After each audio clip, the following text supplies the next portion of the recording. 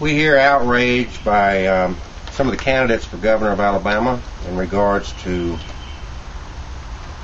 giving the driver's test in 12 different languages. I have a question for Tim James and Roy Moore, for that matter. Do you guys know who this lady is? This lady here is Jo Maureen Fisher. At 33 years of age, as she was a passenger in a vehicle driven by her husband on Interstate 20 back in March between Oxford and Alabama and the Georgia state line, this young lady lost her life. She lost her life not because of someone that was unable to speak English. She lost her life not because the Ten Commandments are not posted in a courthouse in Alabama or anywhere else of that nature. She lost her life not because of family values, not because of her religion, not because of the Bible. Jo Maureen Fisher lost her life because of state of Alabama government's failure to repair and maintain its roads. A pickup truck driving in front of her and her husband hit a pothole. A chunk of that pothole flew up and hit the windshield of the vehicle in which Jo Maureen Fisher was a passenger. She died. In all the rants and raves that these candidates are giving, trying to appeal to the emotions of the voters in Alabama, I have yet to hear the name Jo Maureen Fisher. I've heard statements that lead me to believe that we have racism and bigotry in the state of Alabama. I hear rants against bingo. I hear rants about prayer in school. Jo Maureen Fisher and people like her have died. Vehicles have been damaged.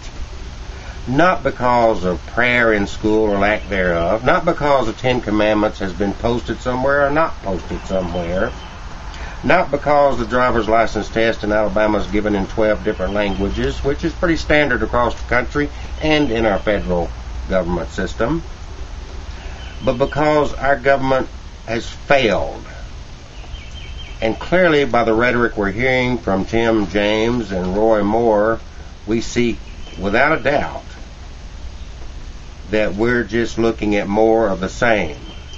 Conservative political leaders in our state have led us to the point to where we are today. I recently viewed on the internet a copy of a newspaper from 1951 in the state of Alabama, referring to Alabama having the worst road conditions in the country. 50 some odd years later, actually over 60 years later, we're still dealing with those same issues. No amount of prayer cured that problem. No amount of prayer funded our school system to save hundreds, if not thousands, of jobs. No amount of posting the Ten Commandments anywhere has done anything to save anybody like Jo Maureen Fisher. A wife, a daughter, a lady at 33 years of age, younger than either Tim James or Roy Moore. You should be ashamed. It's disgraceful. This is going to be put in the faces of Alabamians and the candidates for governor every opportunity we get.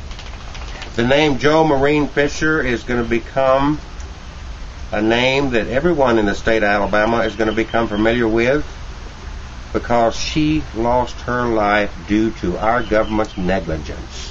While we're focused on silliness like bingo, raiding adult bookstores, fear of somebody in the state of Alabama wanting to buy a vibrator,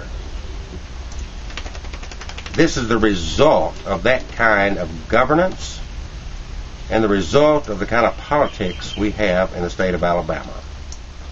Remember, 33 years of age, Maureen Fisher, a wife, a daughter, a friend, lost her life. An English-speaking woman born in Kentucky. That's in the United States. She no longer has a voice for anybody, for anywhere. None of her loved ones will ever hear the words, "I love you," from her lips again.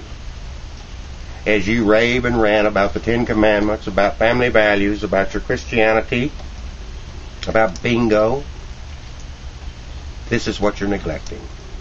Maureen Fisher.